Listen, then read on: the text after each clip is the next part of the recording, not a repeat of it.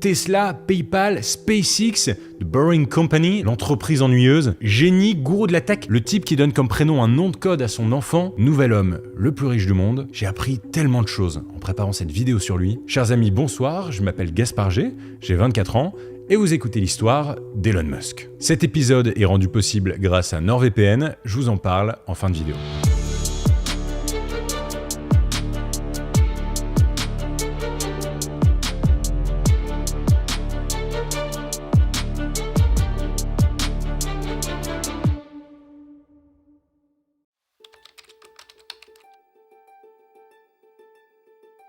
L'histoire d'Elon Reeve Musk commence le 28 juin 1971 à Pretoria, en Afrique du Sud. Sa mère, May Haldeman, est canadienne. Elle a un passé de mannequin et s'est reconvertie en nutritionniste. Son père, Errol Musk, lui, est sud-africain. Il est ingénieur mécanicien, promoteur immobilier et possède une mine d'émeraude en Zambie. C'est avec son père qu'il apprend les tâches manuelles, à fabriquer des objets, à faire attention aux détails et à se salir les mains. On raconte d'ailleurs que le jeune Elon fabrique des petites fusées en carton dès son enfance. C'est donc à Pretoria que notre histoire commence, que le jeune Elon grandit et forge ses premières armes. Il faut bien dire qu'à l'école, Elon Musk n'est pas le meilleur élève. Il n'impressionne personne, il est même plutôt timide. Il n'est pas très sportif, assez rêveur, introverti. En fait, il est assez différent des autres enfants avec qui il grandit dans cette Afrique du Sud du début des années 80, en pleine apartheid. Pour rappel, depuis les années 50, s'est développée une politique de ségrégation ethnique dans le pays qui consiste à établir des zones spécialement réservées aux Blancs et d'autres spécialement réservées aux Noirs. Elon Musk grandit donc dans l'univers des Afrikaners, les Blancs d'Afrique du Sud qui élèvent souvent leurs enfants dans la violence et la dureté. Son caractère entre un peu en contradiction avec ce qu'on peut attendre d'un jeune garçon à l'époque. D'autant plus qu'il est atteint du syndrome d'Asperger, une forme d'autisme sans déficience intellectuelle ni retard de langage, comme il le révélera plus tard. I'm actually making history tonight as the first person with Asperger's to host SNL.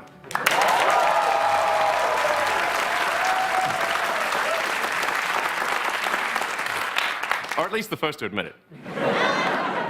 Le jeune Elon lit beaucoup. Et c'est en se plongeant dans des univers loin de son quotidien qu'il se sent vraiment à sa place. Il lit des BD sur l'espace ou des livres comme Le Seigneur des Anneaux par exemple. Elon rêve d'ailleurs, de partir loin, très loin. Mais il y a bien une personne avec qui il aime passer du temps, c'est son petit frère, d'un an de moins, Kimball Musk. Les deux petits gars sont assez fusionnels, ils se comprennent, ont à peu près les mêmes envies. Il y a aussi Tosca, la petite dernière, née en 1974, qui vient souvent jouer avec ses grands frères. Ainsi, Elon, Kimball et Tosca grandissent dans une fratrie soudée, jusqu'à ce qu'un événement vienne perturber leur petit équilibre en 1980. Leurs parents divorcent. Les petits partent alors vivre avec leur mère, mais assez vite, Elon, l'aîné de la fratrie, décide de rejoindre Errol, son père, pour vivre avec lui. C'est le début d'une période difficile et étrange de vie commune entre un père et son fils. Étrange, le mot est faible. Elon Musk raconte que chez son père, il subit des violences physiques et psychologiques. Et dans cette lourde atmosphère, son envie de s'en aller se renforce. Il veut partir à l'aventure, découvrir des mondes encore inexplorés. Alors qu'il a 10 ans, Elon se promène avec son père dans un supermarché de Pretoria. Il déambule, sans trop savoir ce qu'il cherche, et entre par hasard dans un magasin de musique. Le petit Elon n'est pas trop intéressé par les disques et par les instruments, mais un tout autre objet, tout au fond de la pièce, retient son attention. Un ordinateur. Elon Musk se souvient encore du modèle, c'est un Commodore VIC-20. Voilà un monde à explorer. Rappelez-vous, nous sommes dans les années 1980, c'est le début de cette nouvelle technologie. Le jeune curieux se tourne vers son père, il lui faut absolument cet objet. Errol est moyennement chaud. Il ne comprend pas ce qu'un enfant de 10 ans peut bien avoir envie de faire avec un objet pareil et aussi compliqué. Mais après un caprice du jeune Elon, l'ordinateur est dans le caddie. Il faut bien comprendre qu'à l'époque, un ordinateur ressemble à un écran noir, avec des lignes de code. Pour l'utiliser, il faut apprendre à coder. Et pour ça, il faut engloutir des milliers de pages de manuels compliqués. Vous devinez la suite, à 10 ans, Elon Musk s'enferme dans sa chambre nuit et jour et entre dans le monde secret de l'informatique. Il est explorateur. 2 ans plus tard, il en sait suffisamment pour tenter sa chance. Le jeune Musk prend le téléphone de la maison et contacte un magazine informatique. Il veut leur envoyer un programme. Surpris par la voix d'enfant au bout du fil, le responsable du magazine hésite. Il croit d'abord à une blague, mais accepte la proposition. En échange de $500, Elon Musk, 12 ans, envoie son premier programme de 167 lignes de code à des professionnels. Et alors ce programme, c'est un jeu, après tout ce n'est encore qu'un enfant, un jeu qu'il a appelé Blastar, et qui est très inspiré du jeu à la mode de l'époque, Space Invader. Bon, le jeu n'est pas exceptionnel, mais sa réalisation reste une prouesse. Et les 500 $ en poche, Elon Musk ne court pas s'acheter des bonbons ou des baskets. Il sait qu'il a des progrès à faire et réinvestit tout cet argent dans du matériel informatique et dans des manuels. Il veut encore s'améliorer. Bon instinct. Elon Musk grandit, progresse, mais à 14 ans, en 1985, le petit génie est un peu en crise d'ado. Même s'il est épanoui dans sa chambre, ça ne s'arrange pas à l'école. Ses camarades continuent de se moquer de lui, de son esprit rêveur, ils le bousculent et l'appellent Muskrat. Comprenez le rat musqué en anglais. C'est pas très sympa comme surnom. Et à la maison, c'est pas mieux. L'ambiance y est lourde avec son père. Une seule solution, relire le guide du voyageur intergalactique de Douglas Adams. Il voyage, il rêve de ciel, d'espace et d'étoiles. En grandissant, Elon Musk a une nouvelle idée, ouvrir une salle d'arcade avec son frère Kimball et ses cousins. Encore une fois, ils font seuls, ils s'occupent de tout. Il trouve un local, un bail commercial, des fournisseurs, mais il a 16 ans 16 ans. Il est peut-être allé un peu vite. Et pour valider le projet, il faut la signature d'un adulte. Et ni son père ni son oncle n'est partant pour le suivre. Leur projet d'entreprise tombe à l'eau. Et à la fin de son adolescence, une nouvelle idée lui trotte dans la tête, partir aux États-Unis. Elon Musk veut vivre son propre rêve américain. En fait, il ne se sent pas à sa place en Afrique du Sud, qu'il trouve trop fermée, trop violente. Ah, l'Amérique, celle qui a conquis l'espace, la Lune, celle où tout est possible, voilà son nouvel objectif. Et ça tombe bien, puisque, un peu avant ses 18 ans, il est censé être appelé par le gouvernement sud-africain pour faire son service militaire. Mais au même moment, une nouvelle loi passe, les ressortissants canadiens d'Afrique du Sud peuvent transmettre leur nationalité à leurs enfants. Le jeune Elon saute sur l'occasion.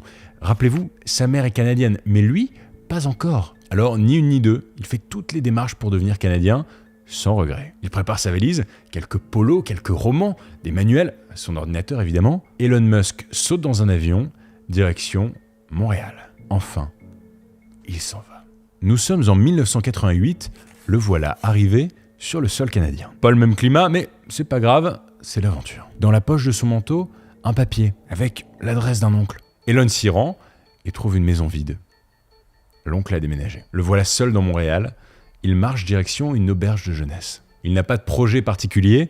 Il est libre. Après tout, il a du temps devant lui. Ainsi, il vadrouille dans le Québec pendant 1 an. Il fait des petits boulots, pas bien payés. Il transporte des sacs de grains. Il nettoie des chaudières. Et pendant ce temps, en Afrique du Sud, son père n'en pense pas moins. Il trouve qu'Elon est un fuyard et coupe son argent de poche. Assez vite, Elon Musk veut reprendre les études. Après une année de césure et de balade, il quitte Montréal pour Kingston, direction l'université de Queens. Il y étudie pendant 3 ans, et en parallèle, il commence à travailler dans le domaine de l'informatique pour payer ses études. Il aime cette période. En plus, Kimball, son frère, l'a rejoint au Canada pour étudier. Nous arrivons en 1992. Elon Musk a fini ses 3 ans d'études et veut désormais pleinement vivre son rêve américain. Alors, il refait sa valise et part vers l'université de Pennsylvanie pour étudier la physique et l'économie pendant 3 ans encore. Pendant ses études aux États-Unis, Musk a bien changé. Maintenant, il est plus à l'aise, il est bon élève et a des amis. En 1995, après 3 années en Pennsylvanie bien réussies, Elon Musk obtient une bourse pour entamer un doctorat en physique énergétique à la prestigieuse université de Stanford, au sud de San Francisco. Une belle aventure l'attend. Rendez-vous compte, c'est l'une des meilleures universités au monde. Elon Musk fait donc sa rentrée à Stanford, il y retourne le lendemain, et c'est tout. C'est tout ? Il n'y sera resté que 2 jours. Il le sent, quelque chose de grand se prépare. Il a un rêve secret, utiliser l'explosion d'Internet pour monter sa première entreprise. Nous sommes en 1995, Elon Musk débarque dans le monde des affaires et il en est convaincu, Internet va changer le monde.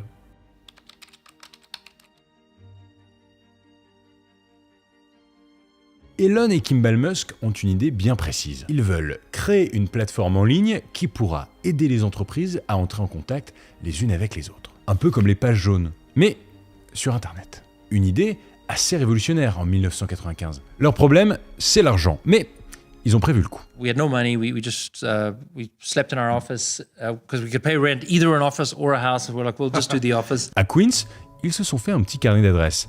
Ils commencent à connaître du monde. Alors, comme à l'époque de son premier jeu vidéo Blastar, Elon prend son téléphone et tente sa chance. Il appelle une connaissance et essaye de lui vendre le projet. Il est assez doué pour ça. Et finalement, un fonds d'investissement canadien accepte d'investir 3 millions de dollars. C'est le début de la première entreprise d'Elon Musk, Zip2. Elon prend assez vite la direction de la boîte et tout naturellement, il en organise le développement. Matériel, publicité et surtout employés. Zip2 fonctionne plutôt bien et Elon Musk se révèle très exigeant. On dit même un peu tyrannique avec ses équipes. En fait, celui qui explique encore le mieux cette période, c'est son frère Kimball. Depuis tout petit, Elon travaille d'une manière assez hors norme, il faut le dire. Il a dévoré les manuels de code, il lit 2 livres par jour et apprend par cœur une encyclopédie. Kimball confie que son grand frère avait un côté monsieur je sais tout un peu insupportable. Cette quantité de travail qu'il s'impose à lui-même, il l'exige aussi de ses collaborateurs. Le rythme est effréné, c'est dur, mais ça marche. 4 ans plus tard, en 1999, Elon et Kimball Musk ont bien développé Zip2. Une entreprise informatique propose de les racheter pour 310 millions de dollars. Évidemment, c'est surtout le fonds d'investissement canadien qui empoche, mais Elon Musk prend 15 millions de dollars en passant, confortable à 28 ans. Ici encore, son état d'esprit n'a pas trop changé depuis l'époque de Blastar. Pour l'instant, pas question de se payer des voitures de luxe, il faut tout réinvestir très vite. Utiliser la technologie, changer le monde. En devenant millionnaire, Elon Musk a étrangement beaucoup plus de contacts avec son banquier, mais il trouve que les virements bancaires sont longs et ringards. Alors, il imagine un nouveau concept. Il veut créer une banque en ligne.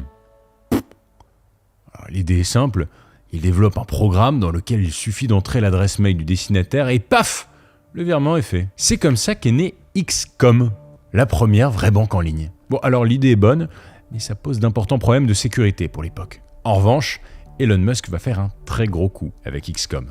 Il a entendu parler d'un autre service de paiement prometteur fondé en 98 qu'il envisage de racheter. Après tout, pour l'instant, ça ne vaut rien. Ce petit service de paiement simplifié que personne ne connaît s'appelle PayPal. En fait, les locaux de PayPal sont à quelques mètres de ceux de XCOM, sur le même trottoir, à Palo Alto, une ville de la Silicon Valley. Un jour, Elon Musk décide de partir à la rencontre des 3 fondateurs d'à côté, 3 geeks passionnés de code et persuadés que leur technologie va changer le monde. Elon est curieux, il veut qu'on lui explique ce système. Voilà ce qu'on lui dit.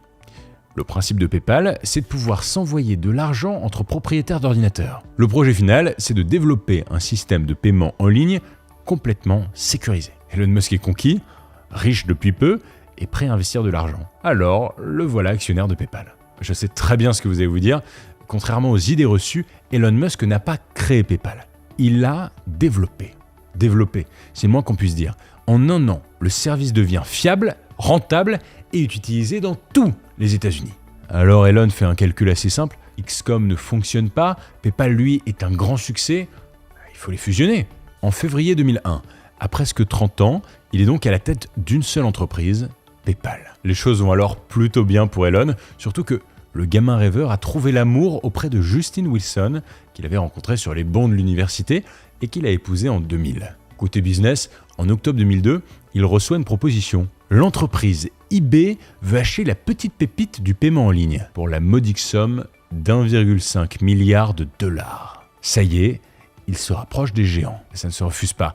La vente est conclue, Elon Musk empoche 175 millions de dollars. Alors que tout semble lui sourire, un drame se joue dans sa famille. Son premier fils, Nevada Alexander, né en 2002, meurt des suites d'un arrêt respiratoire à seulement 10 semaines. On ne sait pas si c'est ce drame qui l'a forcé à se construire une carapace, mais en tout cas, à partir des années 2000, l'image publique d'Elon Musk change. Il commence à se créer un personnage, le patron extraverti, original. Cette fois, il s'autorise quelques folies.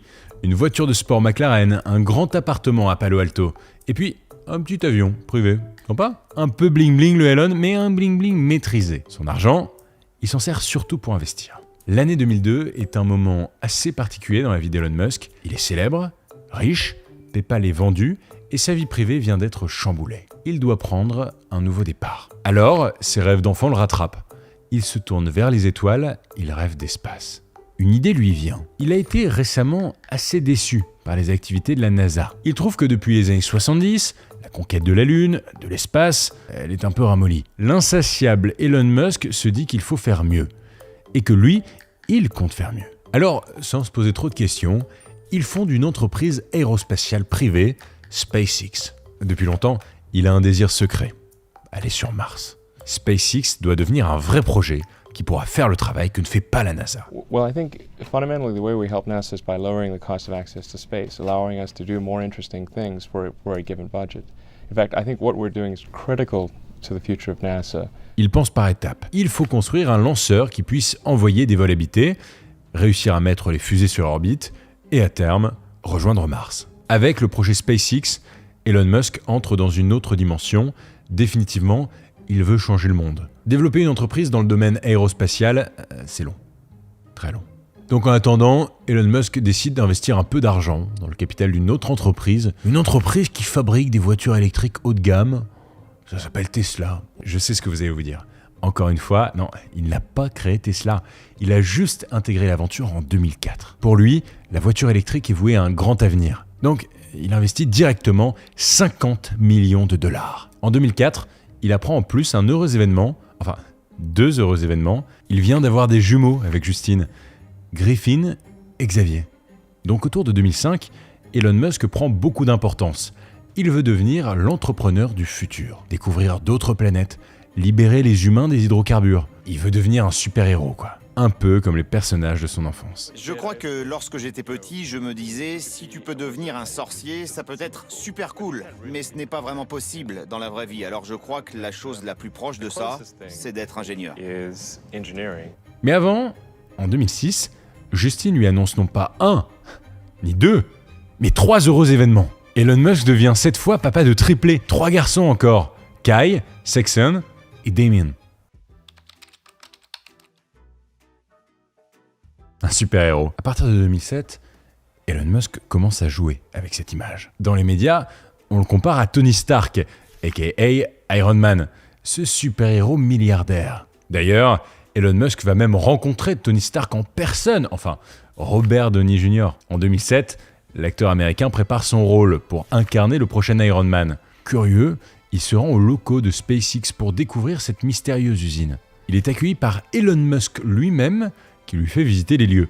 Il y découvre la fabrication des fusées Falcon, avec des machines futuristes. On est presque dans Star Wars. Cette rencontre renforce la proximité entre l'image d'Elon Musk et celle de Tony Stark, à tel point qu'Elon Musk fera même des apparitions dans certains films Iron Man. Mr. Musk, how are you? Congratulations on the promotion. Thank you very much. Those Merlin engines are fantastic. Thank you. Yeah, good idea for an electric jet. You do? Yeah. Then we'll make it work. Chez Elon Musk vit le rêve américain. En 2008, les affaires le rattrapent. La crise des subprimes commence. L'économie américaine s'effondre et Elon Musk frémit. Il s'enferme. Il ne veut plus parler à personne et divorce de Justine Wilson. En fait, Tesla ne marche pas très bien. À l'époque, seul un modèle existe, c'est le Roadster, et il se vend très mal. Et faut dire quand même qu'il coûte $1 million le bazar. Et côté SpaceX, c'est pas la joie non plus. Sa fusée, la Falcon 1, ne fait qu'essuyer des échecs. 3 lancements tentés, 3 lancements ratés. Il n'a presque plus d'argent et bientôt, la clé sous la porte. Au fond, il ne lui reste qu'une chance. Elon Musk organise une 4e et dernière tentative de lancement de Falcon 1 en orbite. Le peuple américain médusé se réunit pour observer l'événement. 3, 2, 1, Falcon 1 décolle. Elon Musk a les yeux rivés sur la fusée. 5, 4, 3, 2, 1, 0. We're in stage We have 1. liftoff indication. We have liftoff. Ça y est, l'espoir est de retour. Fort de ce succès, il affirme que SpaceX est désormais un acteur incontournable de l'aventure aérospatiale. Son téléphone sonne. La NASA lui propose un contrat de 1,5 milliard de dollars pour organiser des allers-retours entre le Cap Canaveral, une base de lancement des fusées en Floride, et l'ISS, la Station Spatiale Internationale.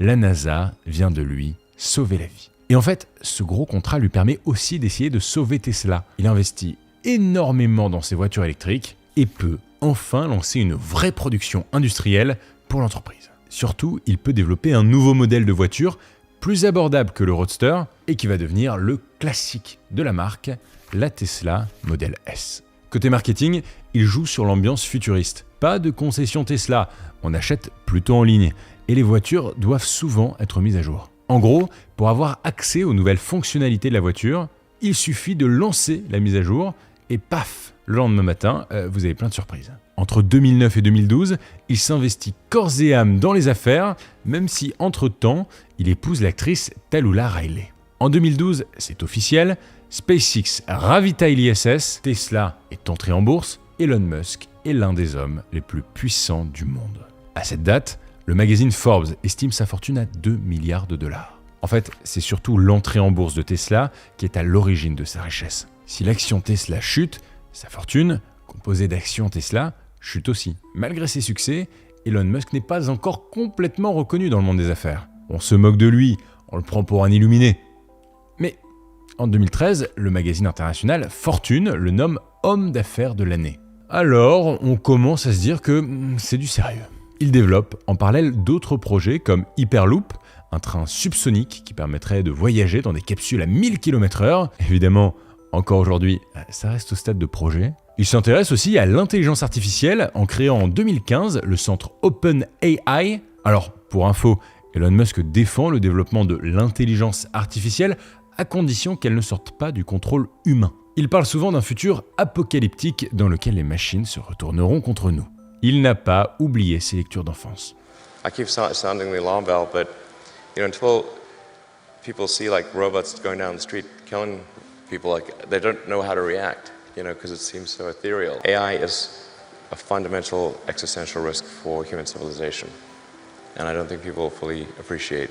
L'année 2016 est assez chargée pour Elon Musk. Déjà, l'action Tesla n'a fait que monter en bourse. Sa fortune est estimée autour de 15 milliards de dollars. Il en profite pour monter 2 nouvelles entreprises, Neuralink, un projet critiqué dont le but est d'implanter des puces dans les êtres vivants, soit pour soigner des problèmes de motricité, soit pour contrôler des objets à distance. Un peu flippant. L'autre entreprise, c'est The Boring Company. En fait, ce nom est un jeu de mots entre to bore, qui veut dire creuser, forêt en anglais, et boring, qui veut dire ennuyeux. Et avec cette boîte, il travaille sur ses idées les plus folles. Tunnel de circulation sans limite de vitesse sous les grandes villes, et même un lance-flamme avec lequel il s'affiche sur les réseaux. Nouvelle polémique pour l'entrepreneur loufoque. Pour l'anecdote, il appelle l'objet le « pas un lance-flamme ». Petite provoque à la sauce Musk. En 2016, alors qu'il est toujours resté loin de la politique, Elon Musk se rapproche de Donald Trump qui est en campagne. Il joue auprès de lui un peu son rôle de conseiller tech. En fait, les deux hommes ont plusieurs points communs. Ils sont hommes d'affaires, ultra riches, ils sont provocateurs et ils sont hyper actifs sur Twitter. Cependant, Musk s'éloigne de Donald Trump quand celui-ci remet en cause l'accord de Paris sur le climat. Elon Musk tient à son image de protecteur de la planète. À la fin de l'année, il signe son 2e divorce avec Tallulah Riley, avec qui il a été marié de 2010 à 2012, puis de 2013 à 2016. Après ce divorce, il commence à entretenir une relation avec une nouvelle femme que vous devez sûrement connaître maintenant, l'actrice américaine Amber Heard, l'ex-femme de Johnny Depp. Bon, ça n'a pas duré très longtemps entre eux, mais je trouvais ça marrant de vous le dire. En 2018, Elon Musk a donc 47 ans, il est la star des hommes d'affaires. Tous les shows de Tesla sont de grandes kermesses, et ce malgré quelques échecs. Franz, could you try to break this glass, please?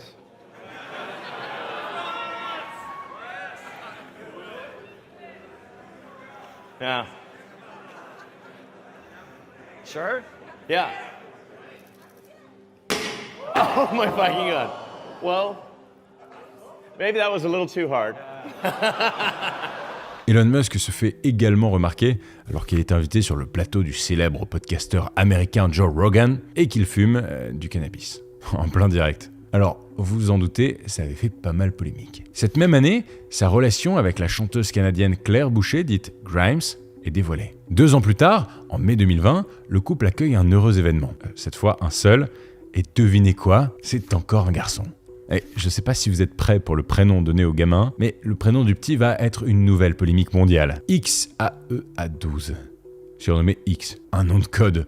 Elon Musk est bien d'une autre planète. Nous sommes alors en 2020, SpaceX est suffisamment développé pour devenir le partenaire numéro 1 de la NASA. À ce moment, il est le 8e homme le plus riche du monde, avec 72 milliards de dollars. Son épopée continue. Au début de l'année 2021, la bourse s'envole. Elon Musk a 49 ans et il devient officiellement l'homme le plus riche du monde. 190 milliards de dollars. Sa seule réaction sur Twitter, ça fait bizarre.